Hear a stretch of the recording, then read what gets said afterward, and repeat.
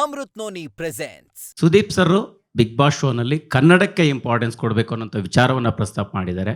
ಜೊತೆಗೆ ಕಂಟೆಸ್ಟೆಂಟ್ಸ್ಗಳ ಬಗ್ಗೆ ಅಂದರೆ ವಿವಾದಿತ ಕಂಟೆಸ್ಟೆಂಟ್ಗಳು ಇರಬಾರ್ದು ಅನ್ನೋಂಥ ಕೆಲವು ಅಂಶಗಳನ್ನು ಹೇಳಿದ್ದಾರೆ ಅನ್ನುವಂಥದ್ದು.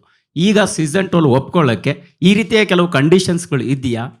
ನಿಮ್ಮ ನಿರ್ಧಾರ ಬದಲಾಯಿಸೋಕ್ಕೆ ಏನು ಕಾರಣ ಆಯಿತು ಅನ್ನುವಂಥದ್ದು ಸರ್? ನಾನು ಇವರು ಪತ್ರಿಕಾಗೋಷ್ಠಿ ಕರೀತಾರಂದಾಗೆ ಏನಂದ್ರೆ ಏನದು ವಿವಾದಿತ ವಿವಾದಿತ ಪ್ರಶ್ನೆಗಳನ್ನ ಕೇಳೋ ವಿವಾದಿತ ಪ್ರಶ್ನೆಗಳನ್ನ ಕೇಳೋ ಮಿತ್ರರಿಗೆ ಕರಿಬೇಡಿ ಅಂತಾನೆ ಹೇಳಲ್ಲ. ಅರ್ಥ ಆಯ್ತಾನಪ್ಪ? How can big boss happen without characters of personalities? Tell ಮಿ.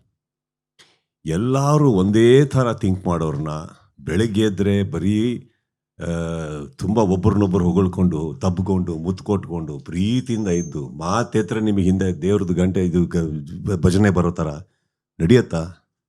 ಆಗಲ್ಲ.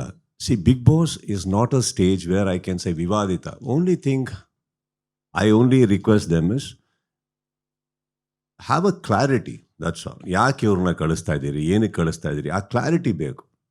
ಅದಿಲ್ಲ ಅಂದ್ರೆ ಏನಾಗುತ್ತೆ, ಅನಾವಶ್ಯಕ ಒಂದು ಶೋ ನಡೆಸೋದಕ್ಕೆಗೋಸ್ಕರ ಕೆಲವ್ರನ್ನ ಹಾಕೋದಾಗತ್ತೆ.